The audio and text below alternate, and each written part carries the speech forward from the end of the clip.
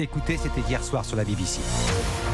Hello, good evening. Welcome to BBC News, where in the last few moments we've received breaking news from Buckingham Palace, which has announced that the King has been diagnosed with cancer. Et breaking news, la présentatrice de la BBC qui explique qu'un cancer a été diagnostiqué chez Charles III. L'annonce a provoqué un choc dans tout le royaume. Communiqué envoyé par Buckingham, le palais précise qu'il ne s'agit pas d'un cancer de la prostate, même si la tumeur a été repérée au cours d'une intervention bénigne pour une hypertrophie de la prostate. Bonjour Inès Zegloul.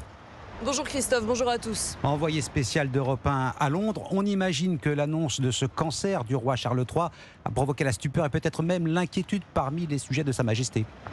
Oui, eh bien c'est un silence bien pesant, presque bizarre, qui s'abat ce matin sur le quartier de Westminster, sur les pierres de Buckingham Palace. Louis, devant la bâtisse, lève lui les yeux à la recherche d'une pièce allumée comme un signe que le roi est bien là, réveillé. On est tous vraiment très choqués.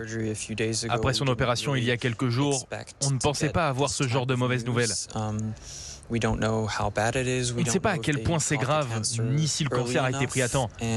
Tout ce qu'on peut faire, c'est prier. Prier pour lui. Prier pour lui, car ces derniers mois ont été mouvementés, c'est ce que me glisse Benjamin. On vient tout juste de perdre la reine et maintenant c'est Charles, le visage du Royaume-Uni. Évidemment qu'on veut qu'il se rétablisse.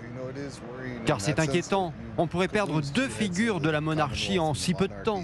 Voilà, tous demeurent en revanche dans le flou. De quel cancer s'agit-il? Est-ce que cela a-t-il été pris à temps? Eh bien Buckingham, cela joue Buckingham, c'est-à-dire opaque. Le roi demeure positif. C'est la seule réponse aux questions laissées en suspens. Inès Zegloul, envoyée spéciale d'Europe 1 à Londres, et les messages de soutien de la part des principaux dirigeants de la planète se succèdent depuis cette annonce. Emmanuel Macron adresse ses amitiés au roi Charles III et lui souhaite un prompt rétablissement.